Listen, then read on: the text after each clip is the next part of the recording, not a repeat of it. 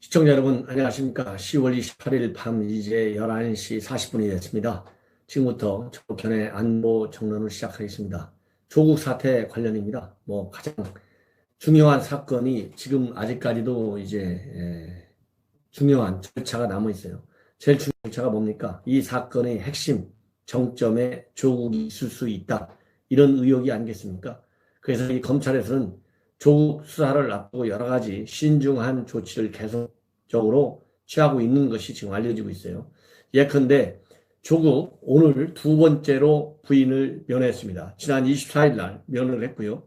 오늘 두 번째 면회를 했는데 이상하게도 조국의 부인 면회 전혀 제한이 없었다고 합니다. 자, 그렇다고 한다면 검찰은 조범동 씨, 조국의 오촌 조카에 관해서는 면회 제한 조치가 취해졌어요. 그래서 가족이라든가 변호인을 빼놓고는 면회가 제한되어 있습니다. 그런데 조범동이하고 정경심하고는 거의 공범 관계로 볼 수 있을 정도로 많은 이 범죄 사실들이 공통적으로 있어요. 그런데도 불구하고 정경심에 대해서는 면회 제한 조치가 이루어지고 않고 있는데 그 이유는 검찰에서 말하자면 흠잡히고 싶어하지 않는 거예요. 지금 현재도 정부 여당, 그 다음에 시민단체, 특히 유시민 같은 사람들은 검찰을 어떻게 하면 이 조국에 대한 수사, 장애를 일으켜가지고 제대로 그 모든 비리의 핵심, 그리고 모든 비리의 상세한 내용들이 밝혀지지 않도록 모든 갖가지 수단 방법을 다 강구하고 있지 않습니까? 이러다 보니까 검찰이 괜히 약점이 잡혀버리면 정상적인 수사에 여론의 압박, 즉 조국을 지지하는 세력들로부터 엄청난 비판과 비난을 받을 수밖에 없지 않습니까? 그렇기 때문에 쉽게 얘기하면 꼬투리를 잡지 않으려는 것이 우선 기본이다. 그 꼬투리 중에 하나가 바로 인권 침해 요소예요. 인권 침해. 여러분들 잘 아시다시피 정유라, 최순실의 딸 정유라 씨, 난소 수술했다, 또 결혼했다, 별의별 그리고 막 수술해가지고 이 남자 수사관들이 들으면 안 되는 건 당연한 거 아니겠어요? 여성이니까. 그런데도 불구하고 들이닥쳐가지고 핸드폰 압수수색하고 이렇게 이거는 권력 있는 사람한테는 약하고 권력이 없는 사람한테는 강하다는, 그러니까 검찰에 대한 검찰 개혁의 목소리가 일부 필요성도 있긴 해요. 예. 그렇지만은 조국 사태, 그 조국 사건 그 자체를 다루는 그러한 검찰의 수사팀에 대해서는 현재와 같이 원칙적인 수사를 하도록 계속 성원을 해줘야 되는데, 이렇게 이 조국 수사를 진행하면서 인권 침해, 그래서 피의사실 유포도 안 했는데 계속 피의사실 유포했다고 정부 여당에서 계속 검찰을 비판해왔잖아요. 이런 것 중에 하나가 바로 인권이다.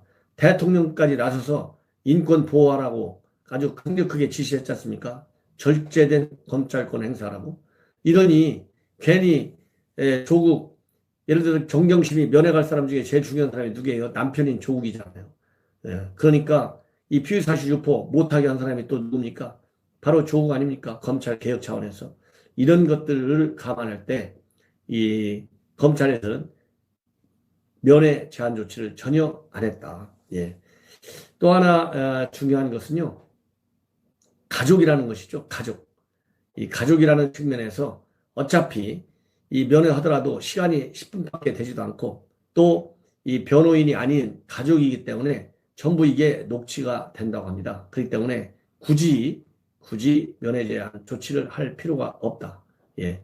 그리고 더군다나 왜냐하면 이 증거인멸 혐의가 있기 때문에 이 말을 맞출 수가 있잖아요. 그렇기 때문에 면회 제한 조치를 하는 것도 많은 경우가 많은데 대부분인데, 이렇게 예외적으로 정경심의에 대한 면회 제한 조치는 아직까지는 전혀 없다. 예.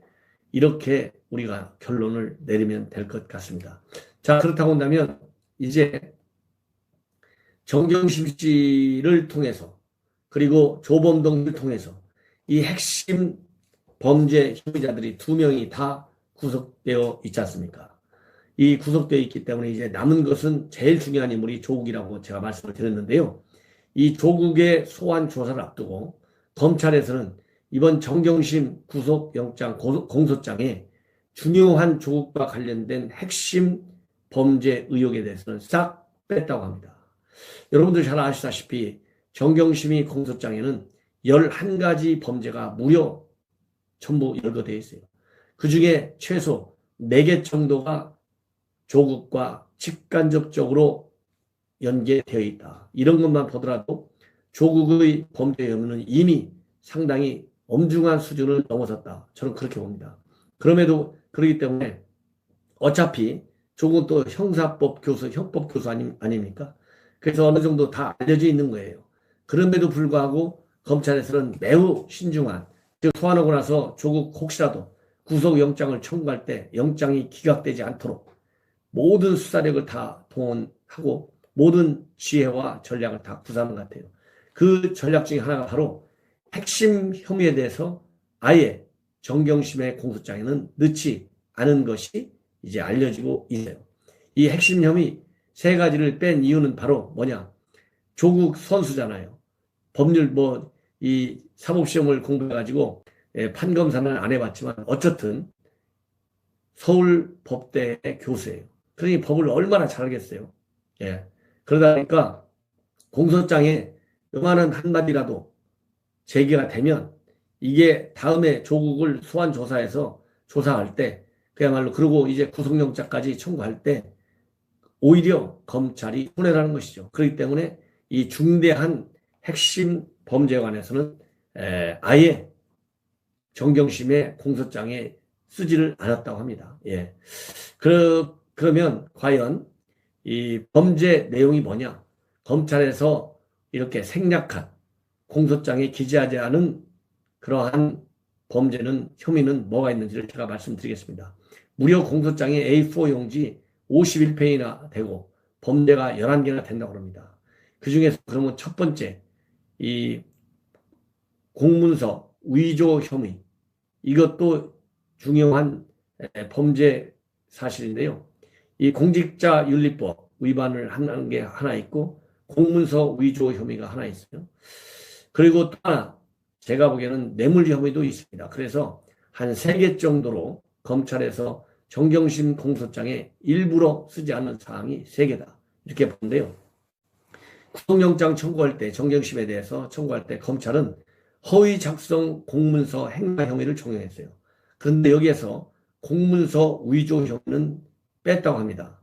왜 그러냐면 이 정교수 영장심사에서 공문서를 대학원 입시에 활용해가지고 입시 제도의 공정성을 해쳤다 강조를 했는데 위조 혐의 자체에 대해서는 언급을 아주 최소했다고 합니다. 자, 또 이 서울대 공익인권법센터에서 인턴 증명서를 발급하는 과정에 조국이 직간접적으로 관여했다는 의심을 받고 있지 않습니까? 특히 검찰은 조 장관의 자택 PC에서 내용이 적혀 있지 않은 인턴 증명서, 백지 인턴 증명서까지 확보했다고 해요. 이 공문서 위조 혐의에 대해서는 직접 수사가 불가피한 지금 상황에 빠져 있습니다. 그럼에도 불구하고 공문서 위조 혐의에 대해서 거의 언급하지 않았다. 예. 사전 준비하는데 지장을 초래할 수도 있기 때문에 이것은 그렇게 어려움을 초래하는 것은 결국 조국한테는 불리하고 검찰한테는 유리한 거 아니겠습니까? 이런 깊은 생각이 있었다는 것이죠. 그 다음에는 이제 공직자윤리법 판단과 관련된 것인데 제 방송에서도 여러 차례 말씀을 드렸지 않습니까? 뭐냐면 WFM 주식 12만 주를 싸게 사들여가지고 무려 2억 원의 시세 차익을 얻게 됐어요. 그리고 이제 미공개 정보, 그래갖고 호재성 공시 자료도 활용했다고 그래요. 그래서 결국은 WFM 주식이 가격이 많이 올라갔다. 예. 그런데 이제 공직자들은요, 주식에 대한 직접 투자를 금하고 있는데, 이 WFM 주식 산 그 돈이 말하자면 6억 원, 이것이 차명으로다가 WFM 주식을 샀고, 이 차명으로 산 주식을 정경심의 동생 측에 감추고 있었어요. 그러다 보니까 부인이 이런 걸 하는 거를 그 남편 조국이 몰랐다는 게 이게 말이 됩니까? 그렇기 때문에 고위공직자는 그 배우자도 주식에 직접 투자를 하지 못하도록 돼 있는데 이렇게 차명으로다가 주식을 확보했다. 그리고 그걸 확보한 것도 이제 정경심이가 이건 벌을 받아야 되고요. 그러한 부인의 주식 투자를 갖다가 조국이 전혀 몰랐다? 이건 말이 안 되는 것이죠. 예, 그래서 이런 모든 행태는 공직자윤리법에 위반 소지가 있다. 예, 재산신고를 하지 않았기 때문에 말이죠. 그리고 직무수석, 민정수석의 직무 범위는 포괄적으로 상당히 넓게 법원에서 받아들이고 있습니다. 그래서 이렇게 이 WPM 주식을 사는 과정에서 뇌물죄, 2억 원의 이 시세 차익을 얻었기 때문에 이 뇌물죄가 조 장관이 알고 있었다면 이렇게 싸게 사는 것을 부인이 사는 것을 조 장관이 알고 있었다. 그러면 이것은 뇌물죄가 적용될 수 있다고 합니다. 왜냐하면 민정수석 산하에 금융감독원 등 사정기관을 총괄하는 직위에 있었기 때문에 직무 관련성이 인정될 수 있다. 따라서 이렇게 이 뇌물죄 굉장히 중요한데 이 죄를 위반한 것으로 검찰은 보고 있다 이런 겁니다. 따라서 어쨌든지 간에 제가 앞에서 말씀드린 대로 공직자윤리법, 뇌물죄 이러한 그다음에 공문서 위조 이러한 제목들이 이번 공소장에서 배제돼 가지고 조국이 앞으로 소환 조사 받을 때 나름대로 검찰에서 유한 입장에서 조사를 할 수 있는 그러한 분위기를 만들려고 이렇게 했던 것 같습니다. 시청자 여러분들, 조국 동생 이제 곧 검찰에서는 영장을 청구할 예정으로 있다고 합니다. 예, 아까 오늘 또 제가 말씀드렸습니다만 알선 수재, 그다음에 변호사 위반, 변호사법 위반 이런 추가적인 혐의를 넣어서 추가 구속영장을 청구하게 될 텐데요. 앞으로 법원이 어떻게 나올지 그리고 추가 구속영장을 청구할 경우에는 구체적으로 어느 정도나 상세하게 추가 혐의를 검찰이 소명할지 한번 기다려 볼 필요가 있다. 이런 말씀을 드리고 싶습니다.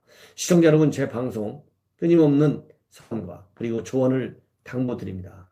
그리고 제 방송 댓글 이상한 친구들이 와가지고 엉뚱한 댓글 달아가지고 본 방송의 품위와 신뢰도를 저하시키는데요. 이러한 나쁜 짓을 하는 사람들은 제가 정상적인 절차를 밟아서 반드시 그러한 나쁜 버릇을 우리 보수 유튜버들에게 하지 못하도록 철저히 대응 조치를 강구할 생각으로 있습니다.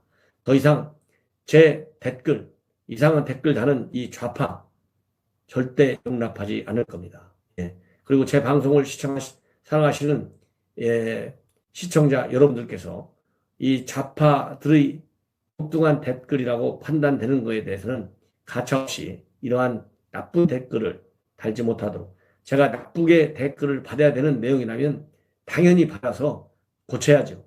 그러나 정치적인 이념에 사로잡혀가지고 이 보수 우파 저렇게 안보 정론을 말하자면 흠집내겠다고 하는 세력과 사람들에 의해서 토당토하는 댓글이 달리는 것은 시청자 여러분들 시간이 됐는 대로 그런 분들은 몰아내줄 것을 제가 당부드리고 싶습니다. 시청자 여러분, 그러면 편안히 주무십시오. 대단히 감사합니다.